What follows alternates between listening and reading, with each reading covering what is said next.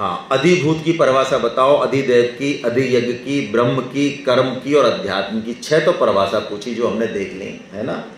और 7वां प्रश्न अर्जुन ने पूछा, वो बड़ा इंपॉर्टेंट है। 7वां प्रश्न क्या पूछा अर्जुन ने, उसको हम देखेंगे, क्योंकि ये गीता का सबसे महत्वपूर्ण प्रकरण है ना। क्या प्रश्न पूछा कि अंत काल में आप कैसे जानने में आते, ये प्रश्न पूछा। और ये प्रश्न बहुत महत्वपूर्ण प्रश्न है, इसको हमको जीवन में उतारना चाहिए। तो आइए हम श्लोक पढ़ते हैं, क्या अर्जुन का प्रश्न है और फिर भगवान ने जवाब क्या दिया है। अर्जुन का प्रश्न तो हो गया, अब भगवान जवाब दे रहे हैं। 3 श्लोकों में जवाब दे रहे हैं भगवान, इसका मतलब हम 3 श्लोक ले रहे हैं बस अभी, जवाब तो और भी है लेकिन इन्हीं में आ गया सारा। आइए तो हम पढ़ते हैं। अंत काले च मामेव स्मरन् मुक्त्वा कलेवरम् य प्रयाति समर्थ।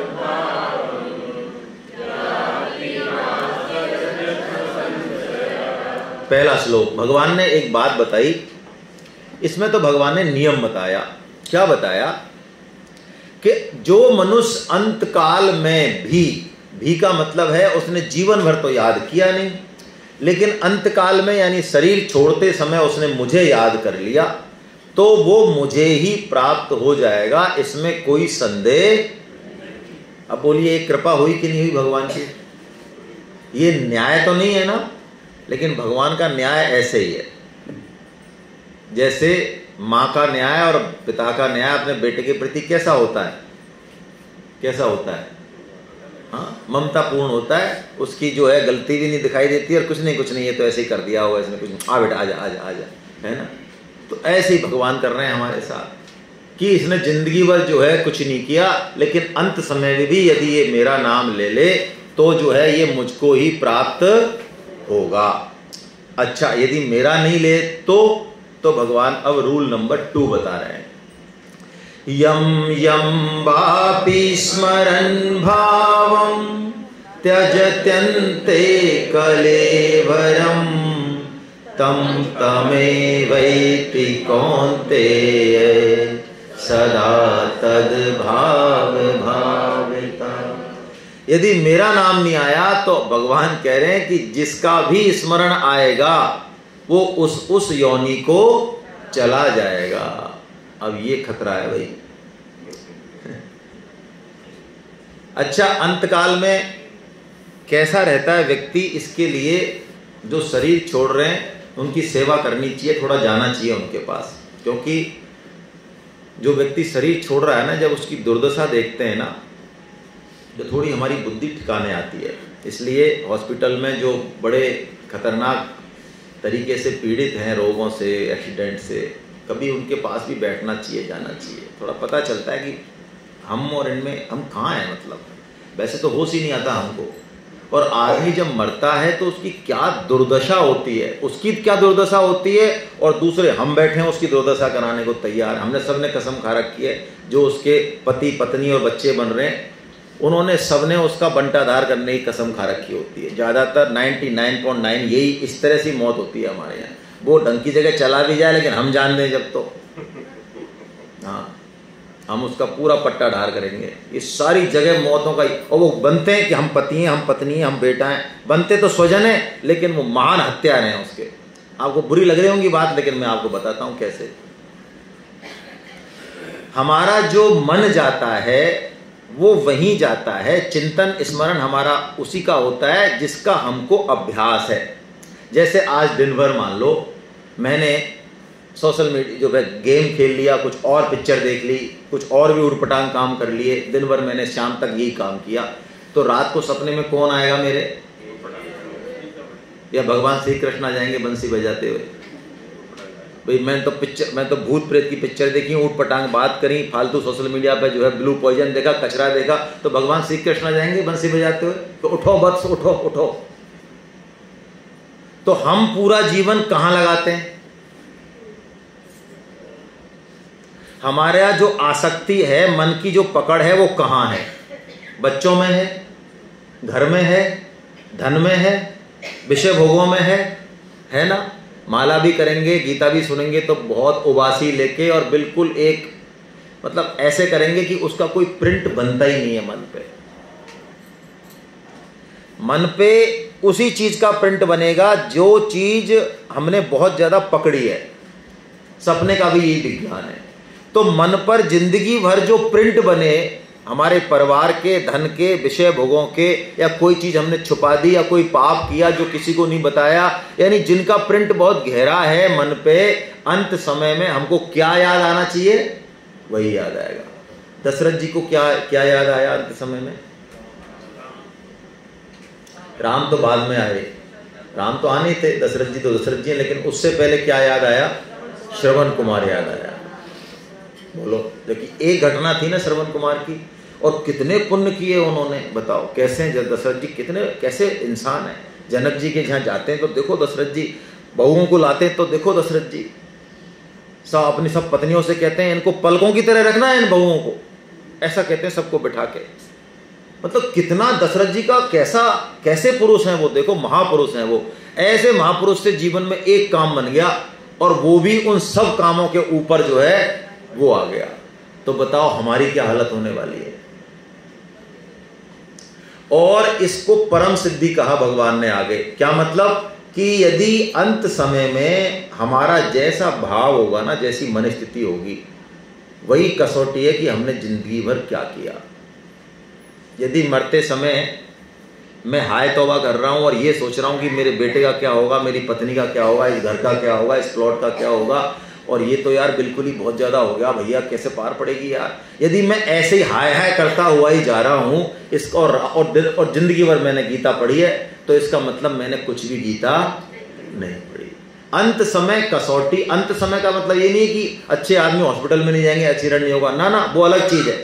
कई लोग कहते हैं भाई साहब ये तो इतना अच्छा आदमी था, और ये तो देखो हॉस्पिटल में सड़ रहा है, और ये दारू पीने वाला तो भाई साहब चट्ट मर गया एकदम से एकादशी के दिन। अरे वो छोड़ो, वो चीज गणित अलग है। हमारी मरते समय मन स्थिति कैसी है, हमारा चित्त कहाँ है, वो परम सिद्धि है। जहां हमारा चित्त है वहीं हम जाने वाले हैं। यदि हमारा घर में चित्त है, धन में चित्त है, परिवार वालों में चित्त है, तो हम क्या बनने वाले हैं? वापस हम यहीं आएंगे। और मनुष्य जन्म तो बहुत मुश्किल है, बहुत मुश्किल है। तो हम उसी घर में कोई न कोई जीव जंतु के रूप में जन्म लेंगे, और उस घर से हमारी आसक्ति जो है छूटेगी नहीं। बिल्ली बन जाए, कुत्ता बन जाए, गधा बन जाए, घोड़ा बन जाए, कॉकरोच बनता है, छिपकली बन जाए, चूहा बन जाए, कुछ भी बन सकते हैं। अब बोलिए, कह रहे हैं भगवान। और यदि भगवान में स्मरण हो गया तो अंत समय में तो मोक्ष हो जाएगा, भगवान की भक्ति मिल जाएगी। तो हमको अब क्या करना चाहिए? इन दोनों बातों को सुन के ये भगवान बता रहे हैं असली चीज। ये श्लोक, ये आर्ट ऑफ लाइफ है। ये एक ऐसा प्यारा श्लोक है, इसको महावाक्य बोला है गीता का। यानी इस एक श्लोक में पूरी गीता का एपिटोम है, ये जूस आ गया, पूरा जूस आ गया। ये हमारी डायरेक्शन बताता है, लाइन है ना, कहाँ लाइफ को ले जाना है, कैसे ले जाना है। क्या प्यारा श्लोक है, आइए इसको देखते हैं। तस्मात् सर्वेषु कालेषु मामनुस्मरयुध्य च मय्यर्पित मनो बुद्धिर्मामेव शशि संशयम्। तस्मात् यानी इसलिए, ये दो रूल बता दिए भगवान ने। अब भगवान जो करणीय तत्व है, जो हमको करना चाहिए इन दोनों रूल्स को सुन के पढ़ के, भगवान वो बता रहे। इसलिए अर्जुन तू क्या कर, दो कमांड दिए भगवान ने यहाँ। भगवान कमांड गीता में बहुत कम देते हैं, बहुत कम। वरना तो भगवान कहते हैं देख अर्जुन, ये प्लस है, ये माइनस है, ये मैंने तेरे को बता दिया यार, अब तेरी जचे जो कर। कमांड बहुत कम जगह दिए हैं भगवान ने। इसलिए संत कहते हैं जहां भगवान ने कमांड दिया है ना, वहां बिना दिमाग लगाए उस चीज को एज इट इज फॉलो कर लेना चाहिए, दिमाग नहीं लगाना चाहिए उसमें। तो भगवान ने क्या कमांड दिया कि तू सब समय में मेरा स्मरण कर, सब समय। कोई चीज बाकी छोड़ी क्या? 24 घंटे तो परेशान हो जाएंगे महाराज। तो और क्या कह रहे हैं? स्मरण मत कर। दूसरा कमांड क्या दिया? युद्ध भी कर। वाह भाई वाह, युद्ध मतलब जो हमारी ड्यूटी है सुबह से लेकर शाम तक, रात तक जो हमारी ड्यूटी है वो भी हमको पूरी निभानी है। हमको सबको पता है हमारी क्या ड्यूटी है, वो भी निभानी है ना, और भगवान का स्मरण भी करना। अब इसमें नंबर 1 कौन है और नंबर 2 कौन है? स्मरण नंबर 1 है इसमें। आप कहेंगे साहब स्मरण करेंगे तो फिर ड्यूटी रह जाएगी। हाँ, शुरू में ऐसा हो सकता है, लेकिन यदि हम प्रैक्टिस करेंगे तो स्मरण सबकॉन्शियस माइंड में चला जाता है, अपने आप रहता है, याद रहता है और चलता रहता है ना। लेकिन वो स्थिति कब आएगी? वो शुरू में नहीं आती। कई लोग शुरू में PhD कर लेते हैं, है ना। मैं 16 माला की कहता हूँ तो मेरे पास 70% माताएं और 30% पुरुष आते हैं कि भाई साहब आप तो ये LKG के पहाड़े पढ़ा रहे हो, हम तो पहले से PhD में हैं, आप तो अभी खिलाड़ी आए हो नए नए, हमारे तो 24 घंटा ही नाम चलता है। तो भैया एक चीज़ लिख के रख लो, है ना। अब ज़्यादा तो मैं क्या बोलूँ, 24 घंटे जिसके नाम चलता है ना, उसको तुम जमीन में से खोद के निकालोगे ना, खोद के, और उससे पूछोगे तेरा 24 घंटे चलता है, तो वो बोलेगा नहीं मुँह से, भाई तुम क्या उचक रहे हो 6-6 हाथ, तुमको पता क्या है 24 घंटे नाम क्या होता है? मन की भ्रम की स्थिति को 24 घंटे ले जा रहे हो। 24 घंटे वाली स्थिति साधक होगा कैसे? वो सिद्ध कैसा होगा? वो उसके दर्शन करना मुश्किल है, उससे हाँ भरवा लो तुम, वो पता चलने देगा। और हम बड़े शान से कह रहे हैं हम 24 घंटे नाम लेते हैं। अरे तो 24 घंटे नाम लेते हो तो पहले 16 माला तो करो, गिन के करो ना 16 माला। 16 के बाद 32 से पहुंचो, 64 पे पहुंचो। असली टारगेट तो ये है, हम तो कहते नहीं है कि लोग भाग जाते हैं, सेमिनार हॉल खाली हो जाएगा आवाज।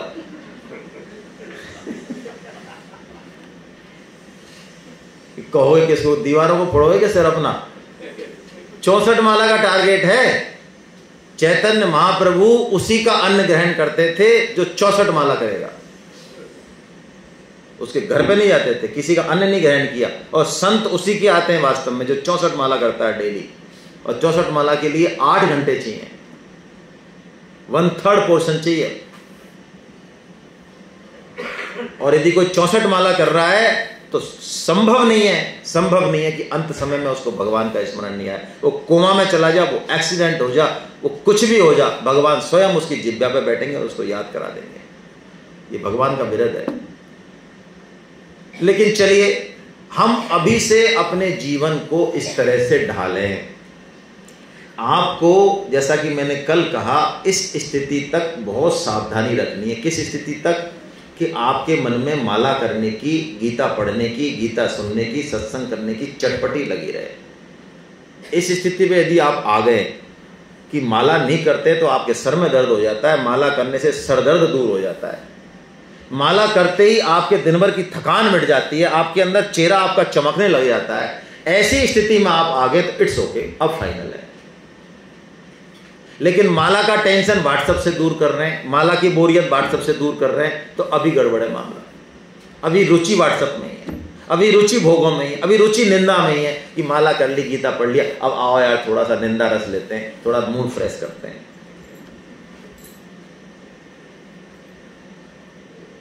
ये स्थिति जब तक नहीं आएगी तब तक अंत समय में हमें वही याद आने वाला है, कचरा। इसके लिए क्या करना है? लग जाना है आज से ही। इसके लिए फिर मैं वही दो चीज बताता हूं जो पहले बताई, वही बात है, घूम फिर के वही बात है। क्या? नाम जप और गीता का प्रचार। प्रचार से रॉयल्टी आती है। आपने यदि 5 लोगों को जोड़ा, 15 लोगों को जोड़ा, तो भगवान की सद्भावना मिलती है और उससे नाम में रस पैदा होता है। आप सोचें आप प्रचार नहीं करें, अपनी ईगो में नहीं बैठेगा मामला। भगवान का काम करना नाम जप से भी ज्यादा जरूरी है। मैं और स्पष्ट कह रहा हूं, नाम जप प्रेम है, प्रार्थना है, वो काई का प्रेम। यदि हम किसी से प्रेम करें और उसके सुख की, उसकी आज्ञा की चिंता नहीं कर रहे हैं, हम ये फर्जी प्रेम है, हटाओ इसको। हम जिससे प्रेम करते हैं ना, मैं कह रहा हूं हमारे शरीर में कोई कष्ट भी हो, कोई बात ऐसी भी हो जिसको करने में हमें दिक्कत आए, लेकिन वो राजी है तो हम कर देंगे उस काम को। यदि प्रेम है तो, प्रेम है तो क्योंकि प्रेम की जो जड़ है वो दूसरे के सुख पे जुड़ी है। किस पे? जिससे हम प्रेम करते हैं। तत्सुख सुखित्वम, ये गोपियों का भाव है। गोपियों के पास यही है बस। गोपियों का भागवतम में आया तत्सुख सुखित्वम, उसके सुख से मैं सुखी हूं। जिस दिन ये भाव नहीं आया उस तब तक प्रेम जनरेट होगा ही नहीं। तो यदि भगवान से प्रेम है तो भगवान की आज्ञा का पालन तो करना चाहिए या पड़ेगा, दौड़ के करना। बल्कि मैं कहता हूं आपको मौका मिल जाए आप प्रसन्न हो जाओ, ये नहीं अरे अरे क्या फफूंद बता दी। हालांकि देखो पर्सनल एग्जाम्पल नहीं देने चाहिए, लेकिन अब मेरे को यही याद आ रहा है, हमारे बाबा साहब है ना जल्दी चले गए 60 की उम्र में, लेकिन बिल्कुल लास्ट जब उन्होंने मतलब वानप्रस्थ बड़े तरीके से जिया, वानप्रस्थ और लास्ट का वो कोई भगवान की भक्ति में ही लोगों को जोड़ते रहते थे, इसके अलावा कोई ड्यूटी उन्होंने नहीं रखी थी। तो वो उनके थोड़ा एक एक्सीडेंट हो गया, तो फिर फ्रैक्चर हो गया, उनके बिस्तर पे आ गए। तो मुझे याद है कि उनका बाथरूम कराने के लिए है, उनकी लैट्रिन कराने के लिए हम भाइयों में लड़ाई होती थी। यार तू कल भी, तू परसों से लग रहा है और मैं रहूंगा आज बाबा साहब के पास। और मेरे जैसा आदमी, मैं कहता हूं, मैं कॉलेज में मैंने जो ये अलार्म घड़ी होती है 3-3 4-4 अलार्म घड़ी मैंने तोड़ी हुई है। कैसे? मैं रखता था बगल में, वहां से सुनाई नहीं देता तो लोगों ने कहा कान के पास रख ले। अब वो कान के पास आके पीठ के नीचे आ जाती हैं और टूट जाती हैं, बज भी जाती हैं और टूट जाती हैं। भाई साहब तो 9 बजे ही उठते थे। ये मेरी हालत थी कॉलेज में। तो मैं ये आश्चर्य करता था कि बाबा साहब के यहाँ जब मेरी ड्यूटी लगती थी तो बाबा साहब बोले नहीं, आधा सेंटेंस हुआ नहीं कि मैं उठा नहीं कि बोलो क्या करना है। तो मुझे खुद को आश्चर्य होता है कि वहां तो मैं 9 बजे उठता हूं और मेरी गहरी नींद इतनी है, और यहां क्या हो जाता है। वो भाव आप में चेंज कर देता है। तो ये भाव यदि हमारा हुआ भगवान के प्रति तो काम हो जाएगा।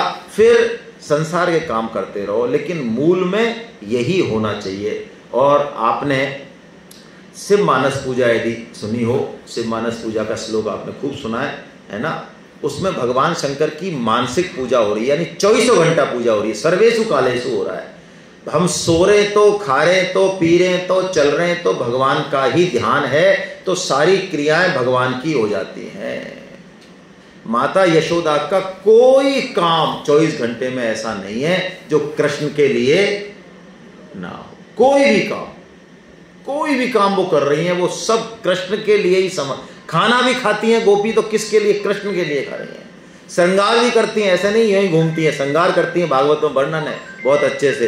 तो किसके लिए? कृष्ण के लिए। आत्मा त्वं गिरजामती सचरा प्राणा शरीरं ग्रहं पूजाते विषयोपभोग रचना निद्रा समाधि स्थिता संचार पदयो प्रदिक्षण विधि स्तोत्राणि सर्वगिरो यद्दत् कर्म करोमि तद्वखिलं शंभो तव आराधनम। कैसी बढ़िया बात है। आत्मा त्वं गिरजामती शरीरा सहचरा, ये शरीर आपका मंदिर ही तो है प्रभु, हैं? इसमें मन है, बुद्धि है। और पूजाते विषयोपभोग रचना, ये हम जो इडली खा रहे हैं और ये खा रहे हैं, ये विषयोपभोग, अरे ये विषयों की हम जो भोग कर रहे हैं ये भी तो आपके लिए ही कर रहे हैं। हाँ, ये सारे रिश्ते नातों में ये जो भोग है ये भी पूजा है। हाँ, पूजाते विषयोपभोग रचना निद्रा समाधि स्थिता। अरे हम निद्रा थोड़ी लेते हैं, हम तो आपका नाम लेते हुए सोते हैं और सुबह सुबह जगते ही आपका नाम लेते हैं। तो हमारी निद्रा थोड़ी हुई, हमारी तो क्या लग गई है? समाधि। अरे वाह, कितनी बढ़िया बात है। 6 घंटे यदि हम सोए तो 6 घंटे भगवान का भजन हो रहा है। क्या बढ़िया टेक्निक है। संचार पदयो प्रदक्षिण विधि, जो हम चलते हैं, चलते थोड़ी हैं, हम तो आपके मंदिर की परिक्रमा करते हैं, क्योंकि आप कहाँ नहीं हो, आप सब जगह हो ना, तो हम तो परिक्रमा कर रहे हैं। और हम बोलते थोड़ी हैं, शब्द में ब्रह्म है, आप ही तो शब्द रूप में है, तो हम तो मंत्र बोलते हैं, आपकी स्तुति करते हैं। वाह क्या बात है। यद्दत् कर्म करोमि तद्वखिलं शंभो तव आराधनम। मैं जो भी कर्म करता हूँ प्रभु केवल आपकी ही तो आराधना करता हूँ। मैंने कल आपको कहा था, स्वामी जी ने बोली, इसी बात को स्वामी जी ने बोला है कि हम स्वामी जी ने बोला पाखाने भी जाएं और बाथरूम भी जाएं तब भी भगवान की ही, भाई भगवान का विग्रह हम साफ करें, कपड़े पहनाएं, नहलाएं, बोलो तो है ना पूजा। तो और हम क्या कर रहे हैं, लैट्रिन में ले जाके मल त्याग कर दिया, बाथरूम त्याग कर दिया, साबुन लगाया, नहा लिए, लगा के चकाचक कर लिया, तो वो हो गई मंदिर की सफाई। कितनी बढ़िया बात है। ये ऐसा जीवन हमारा होना चाहिए भाई, ये जागृति होनी चाहिए। ये इस पूरे चैप्टर का सार भाव है। हमारा टारगेट अंत समय पे रहे, कोई परवाह नहीं करनी है। ये छोड़ो क्या मिल रहा है क्या नहीं मिल रहा है, सास ससुर बहू बेटा कुआं में जाओ, बाढ़ में जाओ, क्या करना है। हाँ मतलब कुआं में जाओ मतलब मेरे लिए करने के लिए, मेरी ड्यूटी तो मैं कर दूँ उनके प्रति, उसके लिए कुआं में नहीं जाए, मेरी जो अपेक्षा उसके लिए कुआं में जाओ, ये भाव है मेरा। बाकी तो भगवान से जुड़ो एकदम, नाम जब पकड़ लो है ना, बिल्कुल मौज हो जाएगी, मौज। बुढ़ापे का बीमा है ये। मैं कह रहा हूं जो राम नाम जपेगा कोने में बैठ के वो पुजेगा, लिख लो आप ये। आप मुंह से राम नाम नहीं बोलो, बोलते रहो, और 3 बार आपको कोई पूछे तो 1 बार जवाब दो। और ऐसे मत बनो राम नाम करना नहीं, मन लग नहीं रहा है और काऊं काऊं काऊं काऊं है ना, टांग दे रहे हो जबरदस्ती, कहीं बेटा के कहीं बहू के, तो उठा के भारी फेंकेंगे और क्या करेंगे, तो कहां तक झेलेंगे आपको बताओ।